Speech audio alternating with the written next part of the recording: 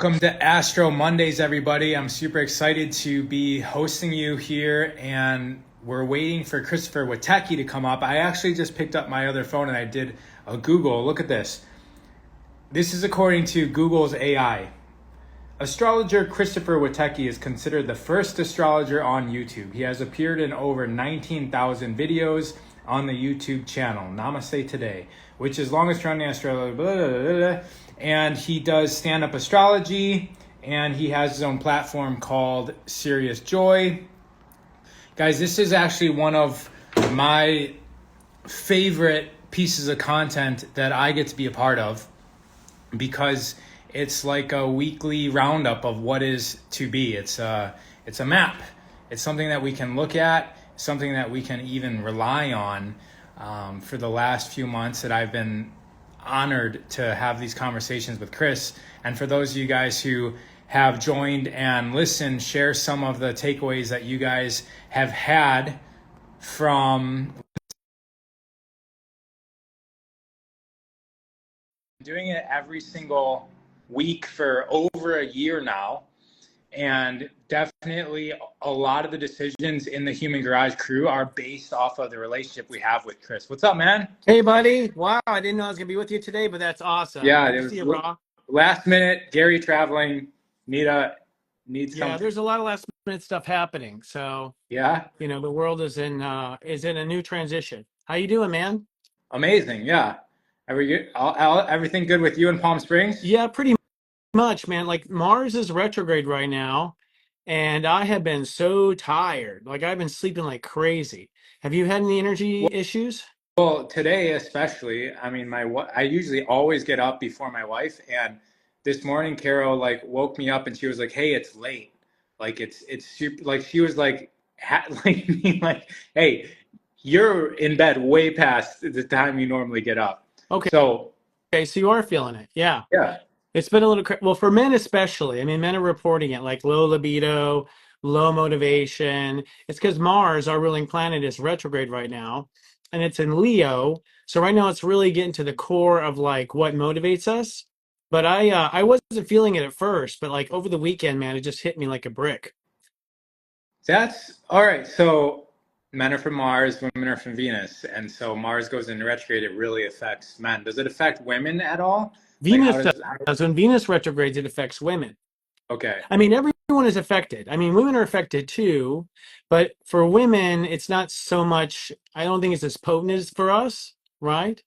And I think for women, it's kind of for them, it's a searching of the heart, and for men, it's a searching of what to do. What else does Mars represent? Like, does it, I mean, I know there's like the connection, but is there anything else interesting that you can say about Mars and men and Oh humans? yeah. Well, yin and yang energy. Yin is Venus, yang is Mars.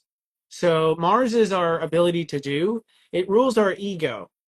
And our ego is a part of us that actually only comes on earth. It doesn't follow us to heaven when we reincarnate. So it's tied to our ability to survive. It's tied to our defenses. It's tied to our personality, our actions, and whatnot. And so Mars is retrograde for 6 full weeks. It's already started December 6th. No, actually, not 6 full weeks. Excuse me. It's all the 18? way until February. Yeah. 21st. And I yeah. learned that from you. Yeah, totally. I'm thinking of a different transit. Sorry about that. And it actually is right now in Leo at 4 degrees. So this is probably the most, right now, we've moved into Capricorn this week, but this is probably the most soul searching week you're going to have, ironically, between Christmas and New Year's. So soul searching in the sense that Mars is at 4, which means we're trying to struggle to find where it is exactly we need to be loving ourselves and loving ourselves differently. But it's somehow related to physical reality, right? To like this reality that we're in.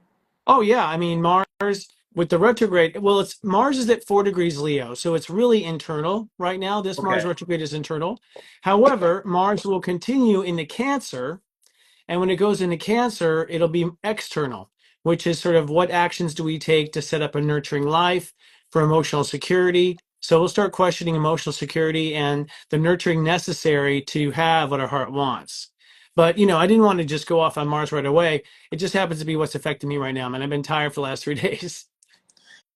I mean, I feel like since I learned about Mars in retrograde and what you said is to be expected, that's exactly what's been happening, and I haven't been rushing into launching anything. However, there's a lot happening on the back end in terms of like system reorientation um, and rest. Mm, So that's okay. how I've used it personally. Interesting. Well, we're now in Capricorn. So, the astrology of this week is we came out of Sag. Last week in Sagittarius was pretty intense because there was a lot of story changes and narrative changes. People might have changed their mind about things. People might have announced something suddenly. You might have decided to end something or start something kind of major in your life. And it might have happened last minute. And then we went into Capricorn on Saturday. That's winter solstice. And Capricorn is the energy of how we make decisions. And in the first 10 days of Capricorn and all this week, you'll be making new decisions for yourself, new commitments to yourself. This is really actually, ironically, this is the New Year's resolution kind of energy. Okay. It's funny how astrology completely supports it, but this whole week we're like, you're basically examining, the year you just had, and you may or may not be happy with your progress, or you may not be happy with parts of yourself. And so in this week of Christmas, we're actually in the background thinking to ourselves, we need to make new decisions for ourselves, decisions to change. And today we're at step 2, which means we're making new decisions based on how we feel about ourselves. So new commitments. And I call it self-discipline. I mean, ultimately your self-discipline is the decisions you make for yourself and then the following through of that. Okay. And we're going to just go through the whole step system for that. New decisions. Yeah, we're going to decide for our feelings today, commit to a certain belief about ourselves tomorrow, and then on Christmas Day, we commit to where we belong with ourselves as far as our heart's concerned. So Mars actually, it's funny, Mars goes to 3 on step 5, which is funny because Mars is at 4 Leo right now, and on Christmas we're at 4 Capricorn. So come Capricorn, you decide what side of your heart you belong on, which is Christmas. And then from that point on, you make commitments to yourself, how to think about yourself, how to relate to yourself, step 6, the faith you're going to have in yourself, step 7. Step 8 is the overall commitment to yourself. Sorry, we had a loud plane here. I don't care. Um, and then step 9 is usually, step 9, there'll be a new moon where we now say, that's it, I'm putting this into action. So you're going to feel very motivated this year for New Year's resolutions more than you ever have. And this is due to just the whole array of the year. For one, this whole year was a major transformation year. People faced their karma. People expanded their mind with Jupiter and Gemini. A lot of major life changes grew their values in Uranus and Taurus. And so this year, when we're making decisions for ourselves, they're probably big conclusionary decisions, like things that we're going to, finally going to stop something or finally address something, and probably change profoundly this year. So I would say this would be one of the most powerful New Year's resolutions years we've had. Okay. So take that seriously and start it. Like if you feel the energy now, then roll with it. Totally. And really remember, a decision is the first point of really controlling your life. It's also the way to manage your feelings. You have to decide that you want to feel differently to change how you feel something. Capricorn and Cancer are opposite signs. So as we are deciding for ourselves, we have the Earth in Cancer, the opposite sign. And so as we decide for ourselves, we're actually manifesting new feelings about ourselves. We change the way we feel about ourselves during this season. Okay. Amazing. And then we we do a node thing recently? Well, the nodes are currently still in Aries and Libra. Okay. They're at 2 degrees right now. So, in fact, today the sun is squaring the nodes. What that means is that we are being directed to move towards feeling about ourselves in a new way. And the South Node in Libra says it's time to, end old emotional patterns with yourself, where you fall into funks or you fall into depression or you feel guilty about stuff.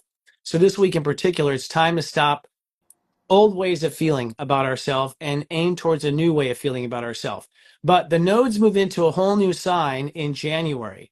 The North Node moves into Pisces and the South Node moves into Virgo. And what that means is with the North Node in Pisces, we'll be now moving towards our next spiritual story. And with the South Node in Virgo, we'll see our lives transform. So what your life has been will begin to transform dramatically.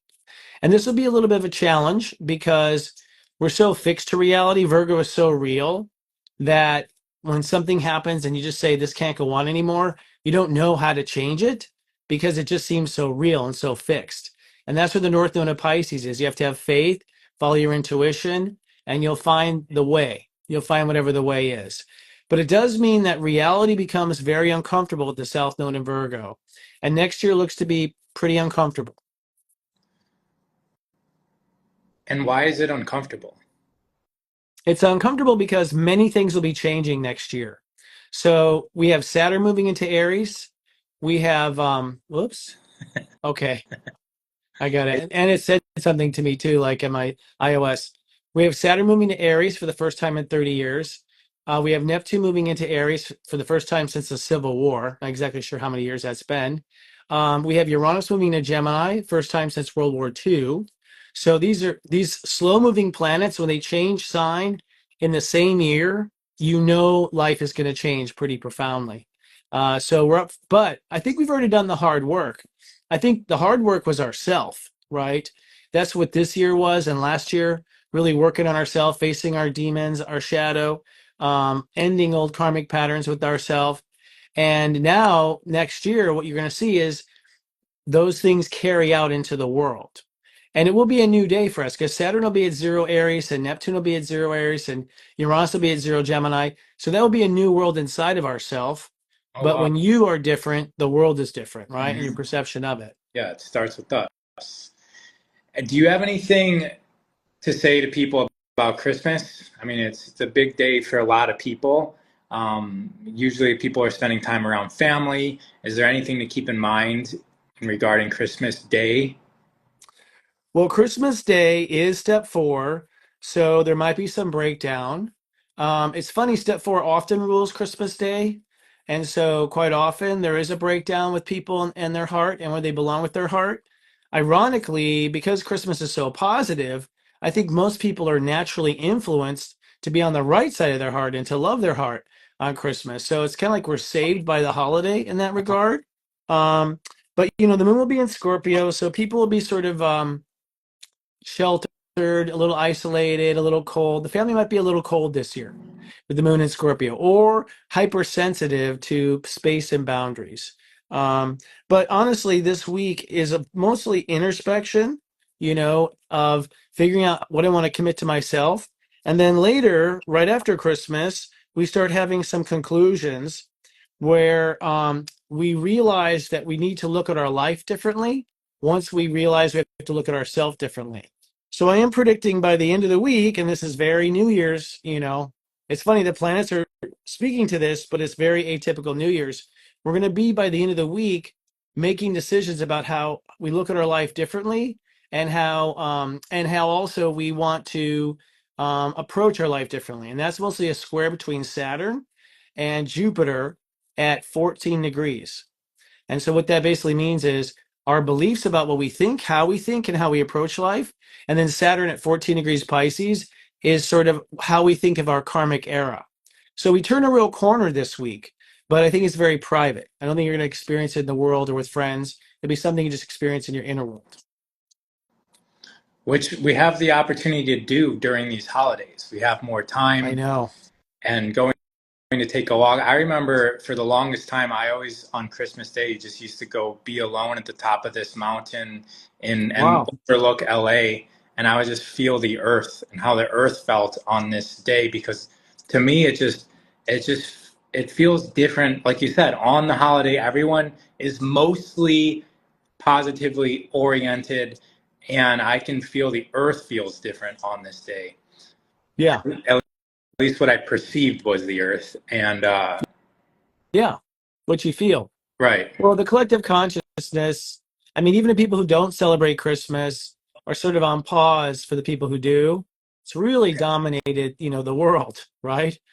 But there is a Right. calm, there is a peace on earth on Christmas.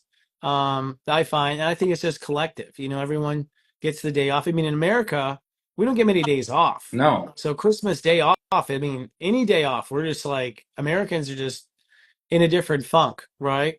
We have very few holidays, really, Yeah, compared to Europe and stuff.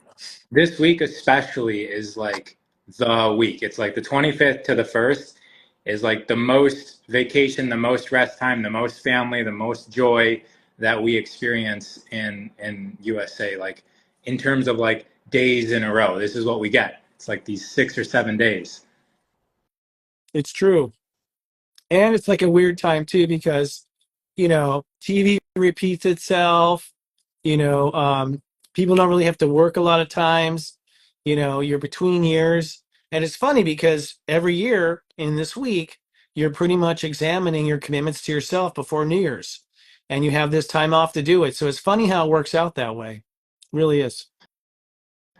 Is there, yeah, so you're saying it does just kind of naturally work out with planets during this time. Is there accuracy to our actual New Year's being on January 1st, like astrologically speaking?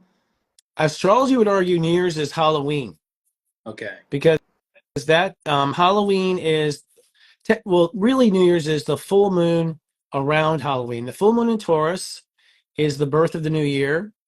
Opposing the sun in Scorpio is the death of the old year. So energetically, we're reborn actually around Halloween.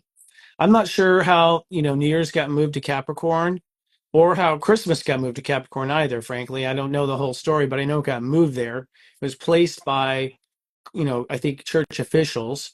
But the thing is it fits very well in Capricorn, because at the beginning of the year, you are suddenly rebooting in your mind and you want a new start. And so Capricorn is the perfect sign for that, regardless. Scorpio is a good sign for it too, because you're sort of dividing. Scorpio is boundaries. So it's like, okay, that's the old, this is the new. That's the old, this is the new. Sort of sort between the two. But Capricorn is when you make decisions. So after this week of making decisions for ourselves, we're then going to start making decisions for our life.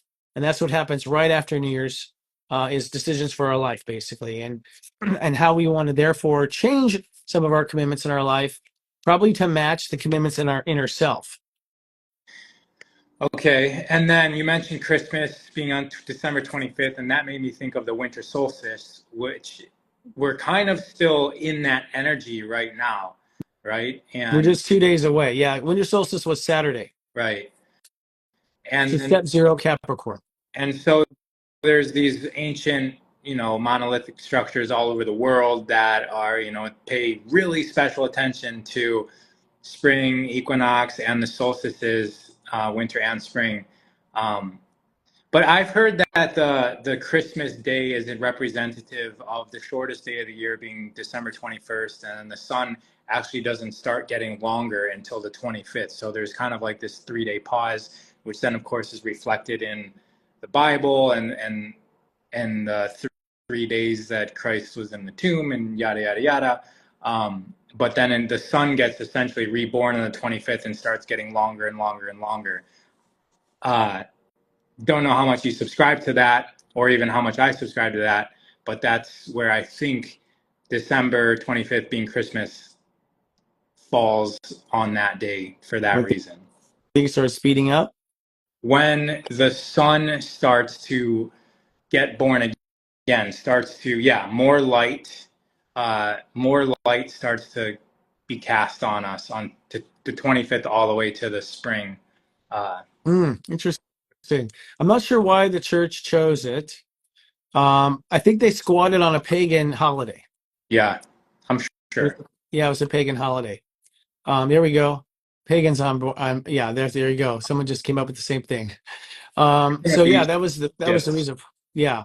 I personally believe Christ was a Virgo, Instead of Pisces. and was born in I used to think he was a Pisces, but we're going off on a tangent here. But the Star of Bethlehem, they look at the astrology, and many astrologers believe, not all of them, that the Star of Bethlehem was actually Jupiter conjunct Venus conjunct Sirius.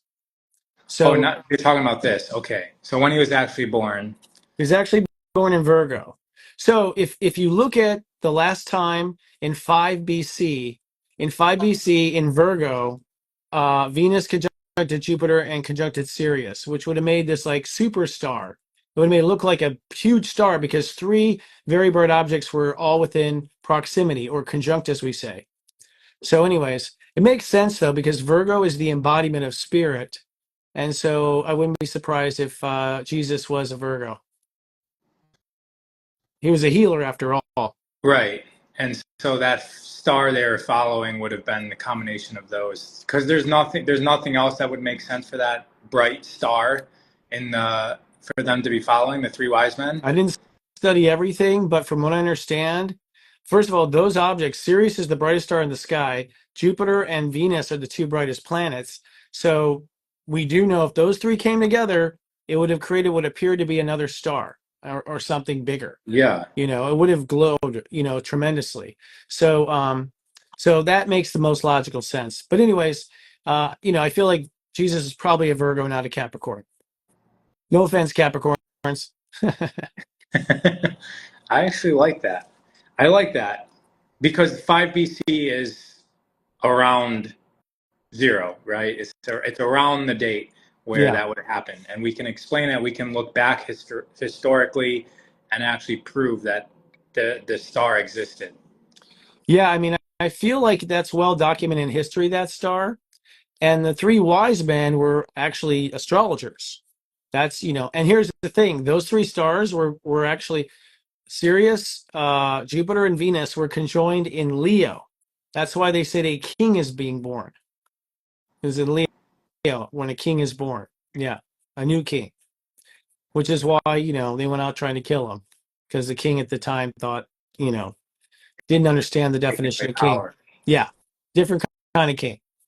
But nonetheless, we're in that time in Capricorn. We're sort of dragging our feet and sort of making decisions for the year and wrapping things up and trying to feel differently. I think the big motive of Capricorn is actually the Earth in Cancer, which is to feel differently, to feel better about yourself, to feel better about your life, and to feel better about the future, which comes after in January. But Mars will be retrograde until February 23rd. So we're kind of like on hold. I don't think you're going to find a lot of major things happen. You might make some major decisions, but you probably won't implement them until late February. So we're sort of all just, what's the word, drifting until February. February 23rd is what you're referring to. Mars direct. There you go. Yeah. Yeah. And then Venus will retrograde later in the year. So we also have our feminine energy go backwards as well. So it's a lot of, whenever you retrograde like this, you're really looking back over your past. You're looking at your, you know, you're looking at your history. You're looking at what you've learned, sort of looking over your shoulder the whole time, which is why you're not moving forward. But you're coming to major conclusions because you're looking at, you know, the past and you're conducting or deducting a new future. I was just about to say, how would you reframe it for people? Because a lot of people think retrograde equals bad. Right. How you just explained it was amazing. That you are looking back because Mars is going back in this certain aspects, and you get to observe, and as you said, deduct. Totally. It's also a reversal of the polarities a little bit. So, you know, I tend to believe that a retrograde is introverted and a direct is extroverted.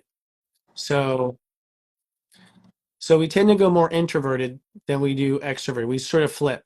Same thing also with Mercury retrograde, which we're done with. But when Mercury's retrograde, we tend to go introverted. We're not so extroverted in our thinking. We also usually switch poles as far as intuitive versus logical in the brain. So it's sort of a switching of the gears, a switching of the poles, basically that happens.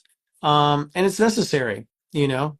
It's necessary because it's the pattern of the universe is 2 steps forward, 1 step back, 2 steps forward, 1 step back. And that's pretty much what direct and retrograde does. We kind of always rewrite. We get to review. Actually, I've always noticed that when major things come around in my life, it's always kind of slapped me in the face once, at least once, maybe twice beforehand before I get on the ride. And it's not always like the week before, it's sometimes 5 years before. And it seems that like every major thing in my life has been like that. Yeah, totally. Well, what happens is that, yeah, the universe reminds us many times. and warns us many times before something's about to happen. Like you are reminded, and it comes up in themes, and that's the cycles and circles of things. Totally. Yeah. Yeah.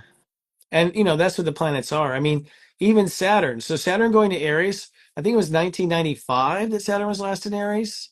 So the Clintons were in office. That was the last time that, Saturn in Aries is when suddenly you decide, Saturn, that you're going to take action, you're going to change. So that's one of the reasons why this upcoming year might be a little helter-skelter, is because Saturn is pushing us to do something about it. And when Neptune went into Aries last time, the American Civil War began. So when Neptune was in Pisces, the country was debating the morality of slavery and, the morality of, what our country would be. But then when Neptune went to Aries, people took sides. That's it. The discussion was over and people were ready to take action. I don't feel like it's going to be that type of civil war this time, but I do think you're going to have forces that are fighting for influence, whereas before they've been sort of sitting back waiting to see what happens. Next year, you'll see people actually taking action to do stuff. It definitely feels like a shift or a revolution in many different ways. I mean, the the function of even just artificial intelligence, we're Mm. on Instagram, social media, our phones, the internet massively changed the entire world 25 years ago, and AI is supposed to do that at a much more drastic level and more condensed, more potent. And I think that it's just beginning, that it's completely having influence over a lot of our lives. I mean, for the most part, when I get on anything digital, I don't even know what's real anymore, because anything can be made up into a video, into voice. Like we need a different level of discernment. And that's something that is getting birthed in all of us. How do we orient ourselves in this sort of world of digitization that may or may not actually be of factual reality, but it still exists? Mm. It's It's true. interesting to me. It's very, very interesting. Um, I think the North Node in Pisces is also kind of saying you got to go with what your spirit's telling you. You got to go with what your intuition's telling you. And I think that's part of the new discernment. I think a lot of us have developed our intuition since Neptune's been in Pisces since 2012. We've become aware of the patterns. We become aware of that little voice inside of us. And now we've cleared out a lot of our karma being our subconscious triggers, our wounds and things like that, that would confuse us and not make us not trust our intuition. But now that that's been cleared out, it's now time to really listen to your intuition. And I think part of the, as people start to get a little helter skelter with Saturn and Neptune in Aries, we are forced to intuit, the truth and look to intuition for the truth. AI is interesting without a doubt. I mean, it's going to cause a lot of issues. Yeah, I want to highlight and ask you about what you just said. So you were saying, because I've recognized similar thing about, like, the focus for me, at least, like, psychologically, has been on, up until just recently, has been a lot on quieting the voices in the head, because they've been seemingly, up until recently, been very negative and destructive, and trauma informed. But you just mentioned something that I've been sort of noticing from a different angle, that the voices in the head are also like this sense of intuition.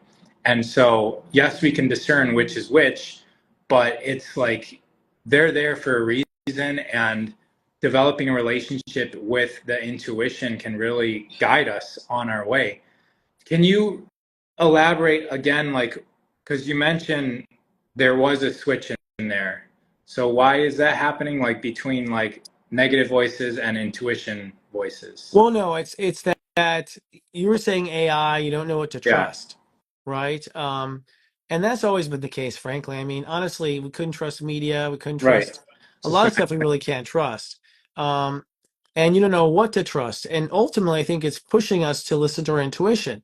With the North Node in Pisces, that's definitely one of the signals. Is like, okay, it's time to go with what your spirit tells you. That means it's time to go with your intuition tells you. That means if your intuition tells you one thing and the information on television is telling you another, I recommend you go with your intuition. Okay. You know, and I think this is part of the ascension process. But I also think it's part of being a balanced human. Part of the awakening, in the new era is that we are aware of these invisible intelligence. We're aware of higher self-intelligence.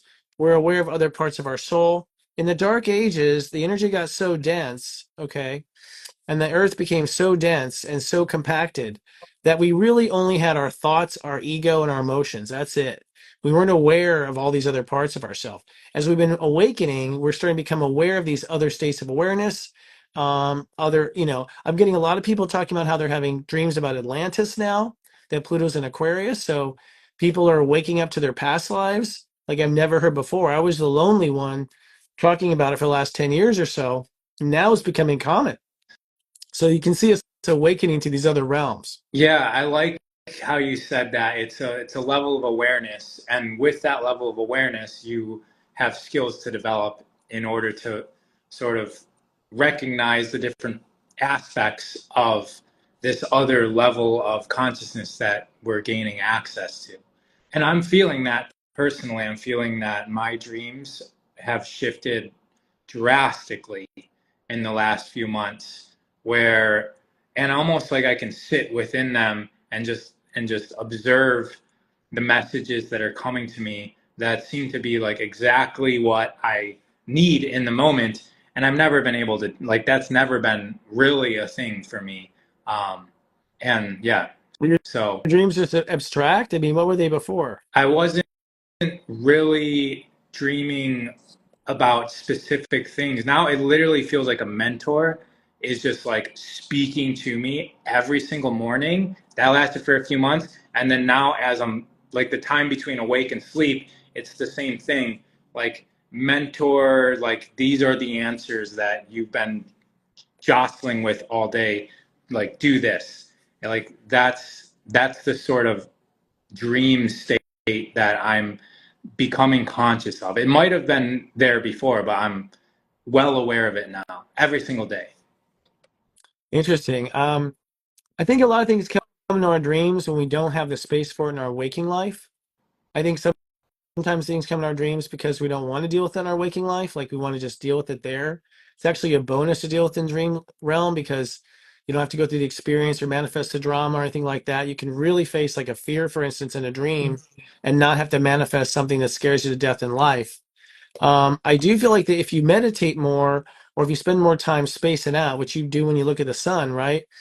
You make that space in your waking life, your dreams will be less, usually less prophetic, um, but I remember when you're waking up, that first moment of waking up, that's a very magical moment. Actually, allegedly you can create reality much better if you have intention in that time.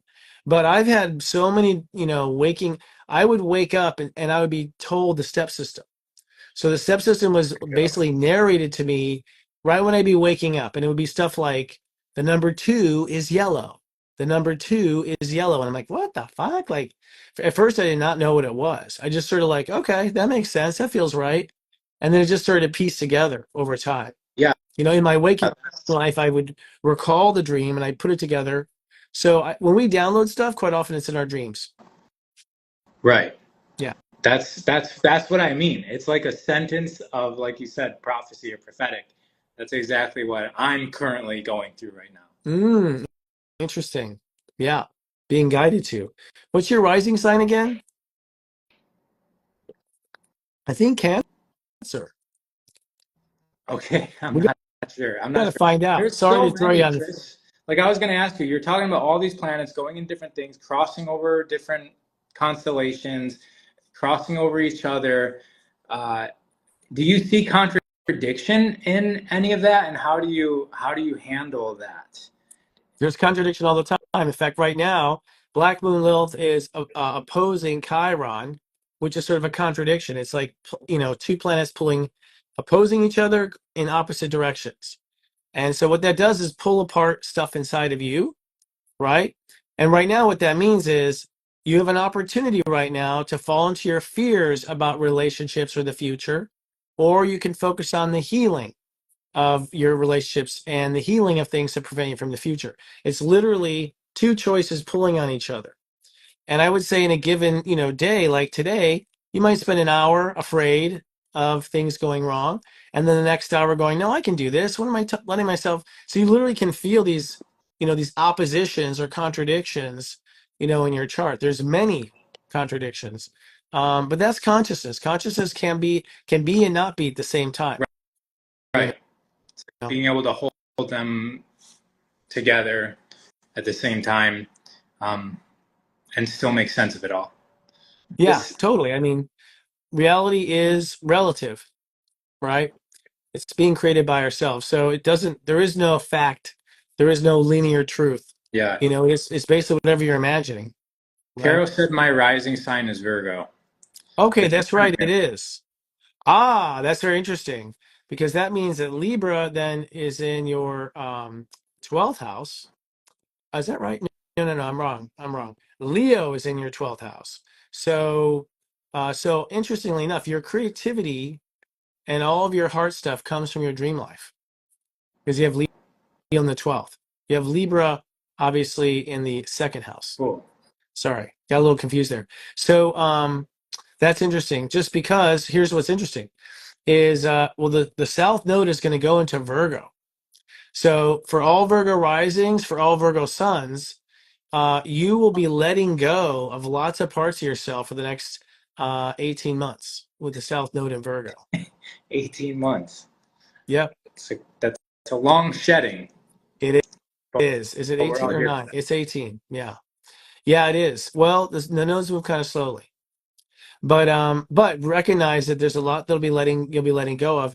And then the South Node will move into Leo, and at that point you will be letting go of subconscious stuff. So it's just cycles and circles. I know it sounds confusing to someone who doesn't study it, but the truth is it all goes in circles and repeats itself.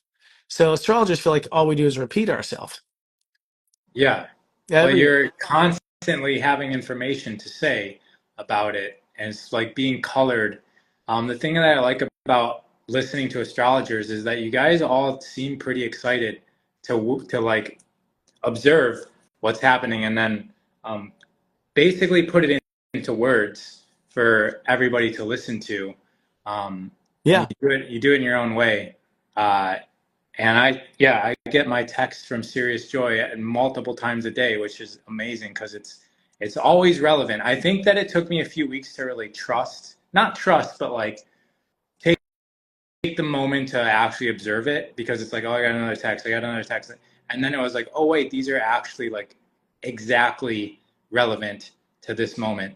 What does it mean when we get a text from your app and it says like 2 hours? That means that the energy we're describing will last for the next 2 hours. Okay, that's what I thought. I was just making sure. I was like, is it going to happen in 2 hours, or is it 2 hours from now?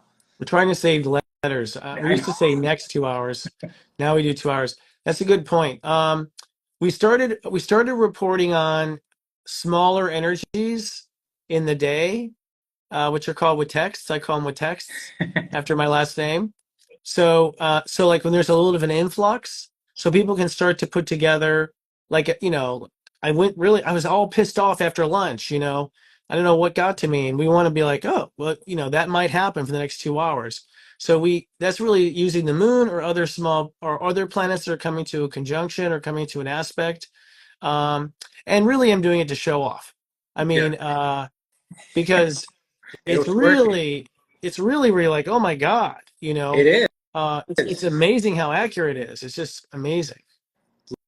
Like it really is like profound, and I think it's great that you have it's the confidence to send these that is like somehow relevant to everyone individually, because they're not always the same messages that are getting sent to everyone. I mean, because my wife and I have it, and we're getting different messages that are relevant to each other. Right, totally. Everyone gets a different message, but then those global ones, those with text, they apply to everybody.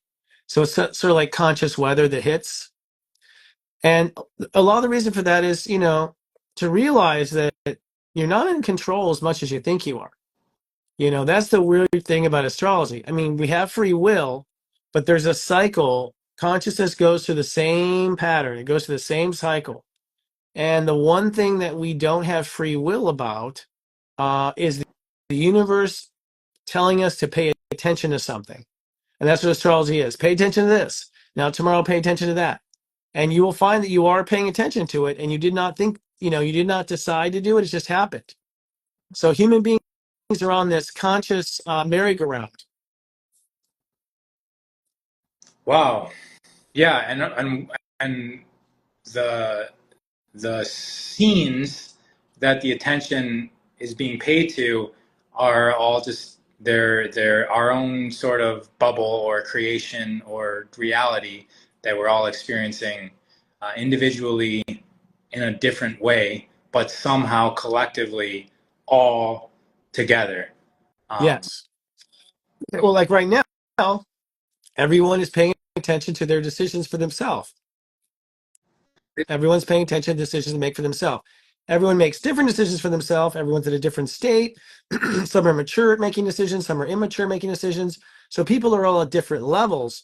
But every year at winter solstice, we start thinking about decisions for ourselves. Every year. That state of awareness becomes active. And the theory is because the sun is in front of these stars of a constellation. So the theory of astrology is it's not this little sign that's in Capricorn sign. That's actually just like a marker we used ancient times ago.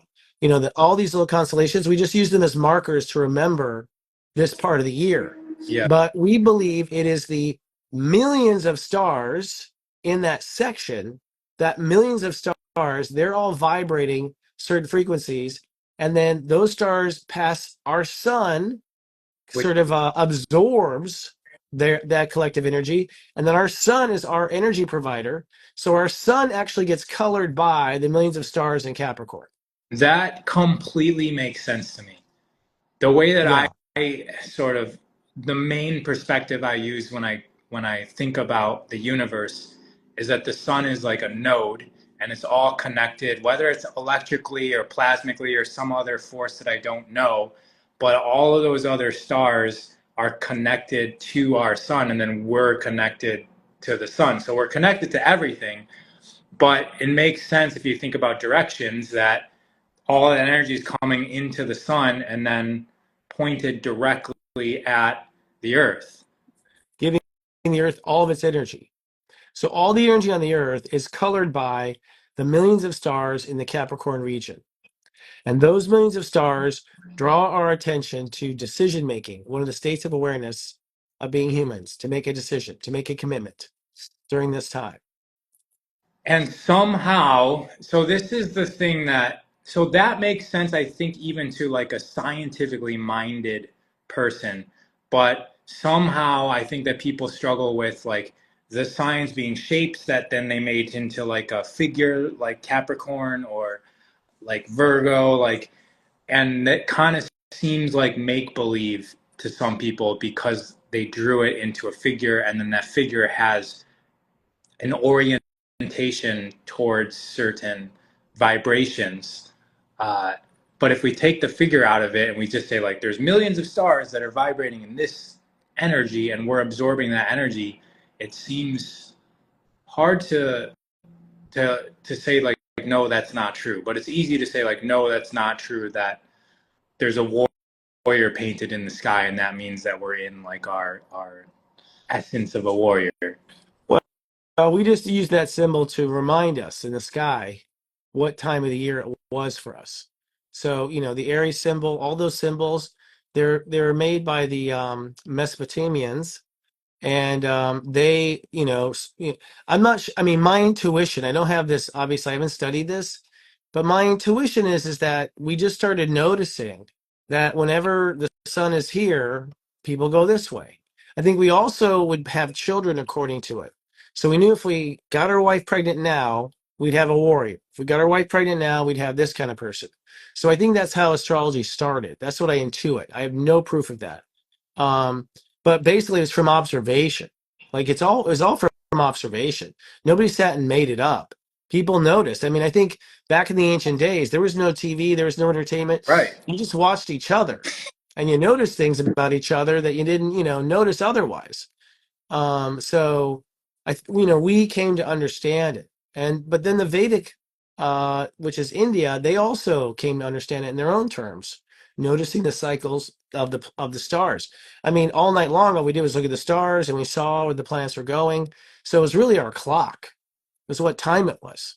Yeah.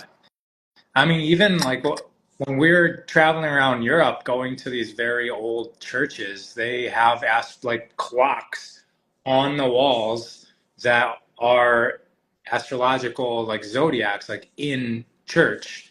Like they paid attention to it, and we're taught that they're kind of like separate. No, no, no, not separate. But yeah, it's amazing that it's real and much more real in the past than it seems to be to uh, the tradition or the conventional wisdom nowadays. It's not taught in school, is what I'm saying. That's going to change. Is it? Yeah, I believe so. I mean, that's not to make my career go well. I mean, that's the age of Aquarius, the understanding that, really we are affected by all the stars around us. We're affected by other civilizations around us that we don't know about. We're consciously connected to the alien species. From what I understand, like for instance, talking to Palladians, the reason why detonating nuclear bombs is bad is because it affects the other aliens. It affects everyone in the whole Milky Way. There's something about it that disrupts all their stuff. Yeah, We're connected, and that's why they don't want nukes. right. Is yes, it's nice to not destroy ourselves, but you're kind of farting on the rest of the universe. Especially You like it's not just this reality. There's dimensions or right. densities to reality, and a nuclear bomb is so powerful that it transcends this physical reality and can disrupt like the consciousness of the entire solar system, or our entire galaxy gets disrupted because we're making these bombs. And there's stories of people that say that like there's not a single nuclear warhead that Works anymore. can go off now. Yeah, because the ETs have turned them off because it's destroying them. Yes, it's dangerous to them. It's dangerous to everybody. You silly humans, you can't do this. What's interesting is going in the future, we're going to start discovering planets outside of our solar system. We already have an idea of a couple, and those planets represent uh, intergalaxy consciousness. So, everything from the sun to Pluto is the solar system, the soul's system. So it's all only human. Okay. After Pluto, it is the human race's relationship to the galaxy, and it's also the chakras above the head. So Nice. we have several chakras above the head, and these new planets will each represent these chakras. And I So believe that. Go ahead. I was gonna say off the record, which is really on the record, but off the record, do you have awareness of these planets and the messages that you're saying, or the map that they can be revealed? There's a lot of theories out there. I haven't spent a lot of time thinking about it, but technically, for instance, when Earth discovers a planet, Earth recognizes that state of awareness that the planet represents. So, for Yeah. instance, Uranus was discovered in the 40s, and so was, and electricity and uranium and nuclear and the atom. All that came with the discovery of Uranus. Uranus rules all that, and humankind became aware of that when we became aware of the planet. So we would most likely, with the discovery of another planet, we'll be discovering a part of human consciousness that we had not seen before or ignored. And I like that you mentioned the chakras above our body and even below our body too, right? Like they extend outside of this physical body, and we're mostly just paying attention to the seven energy systems within the body, because that's us all about self. Like I am the only thing that's important. It makes sense that a new planet gets discovered, we somehow get, more realness of what's going on in the fields outside of our body and how it connects with everybody else. And Yeah, it's interesting that Pluto is the last planet, and it is a planet, damn it, no matter what science says. Um, and Pluto represents boundaries, which strangely enough tells you that human beings only learned about boundaries really last, right? Because as we discovered Yeah. Pluto, we discovered boundaries, we discovered our power to draw boundaries. And it's also the number zero, Pluto. And it's interesting because, like the Romans didn't have the number zero in their mathematical system. Many, that's an advanced idea, a placeholder for something that could be, but maybe isn't. That's a complex conscious idea. And again, Pluto is the last planet. So it's one of the last things that came on to humans. I would say humans still haven't learned these planets, to be honest. We're just now, I mean, that's what my work is like the 12 states of awareness, all the steps. Your consciousness is more than your mind. You have your heart, your intuition, you have your body, you have your ego. We're really only now mastering our solar system, in my opinion. So amazing because it's it's just a beautiful symphony that's happening up there, and it's also happening exactly in coordination with our lives. And It is. and and it's yeah, I I've learned more in these discussions with you than I have in my entire life about this subject, like put together. Yay. So super grateful for that. My And pleasure. then if anybody's listening, do you have anything to wrap up before we bounce Um, out of here? let's just see, like some notes. Just realize that, this week is about making new commitments to yourself. And if you want to change your life, you need to change your commitments to yourself, because you are the creator of your life, and it all starts with you. So believe it or not, committing to feeling better in life will end the things that make you feel bad. Committing to believing yourself will end the confusion and lack of information, like because we are manifesting our reality. So the other thing I want to let people know is, you might have been here 1,000 times, like a New Year's resolution, like I'm gonna lose weight this year, I swear. But this year you will. This year you There most you go. likely will. So don't give up. Don't hesitate to try again, and go there. We are meant to become better. Everyone's improving and becoming a better version of themselves. And so no matter where you are, you're going to go up, you're going to go higher. It actually takes work to stay in the old. So, be positive, I would say, if you can, because Capricorn can be a little mopey. It can be a little sad sometimes. It can be a little cold. It's ruled by Saturn, which is, the source of Satan, the idea of Satan, to cut off from God.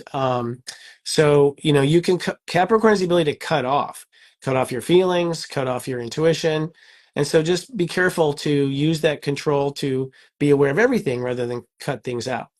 That'd be my general advice for the week. But astrologically, it's a very quiet week. We're basically just coming into new conclusions and new realizations about ourself and our life in preparation for the next year. It's like the space. It's like the space after the exhale, right before the inhale. Okay, yes. I had to think about that for a minute. Yeah, basically. And it is like the end of the year, like, you know, it's the end of the year. In our minds, it's the end of the year. And so, I think we're all, and we go until this time of the year, right? Like, Yeah. I mean, Tuesday, is it Wednesday? Wednesday will be my first day off, and I don't know how long, you know. So, we take this reflective time and we realize things, you know. But it's an interesting time we live in. It's only going to get more interesting next year. Hang on to your seats. And I'll just say, shameless plug. I mean, join Serious Joy right now because the next couple of months are really. You could use some handholding. People could use the messages because there's a lot of choices that are more profound than they normally are. So it'd be helpful to have something that's reminding you of that. Yes.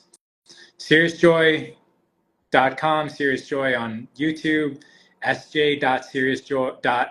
Sorry, said that wrong. sj.serious.joy on Instagram. It's pinned right now, guys, if you want to click on that. And I'm happy for you, Chris, for your day off on Wednesday, and I'm happy for everybody else for being able to listen to this. Take care, everybody. Thank you, brother. It's nice seeing you. Okay, Happy holidays. you too. Bye-bye. Ciao.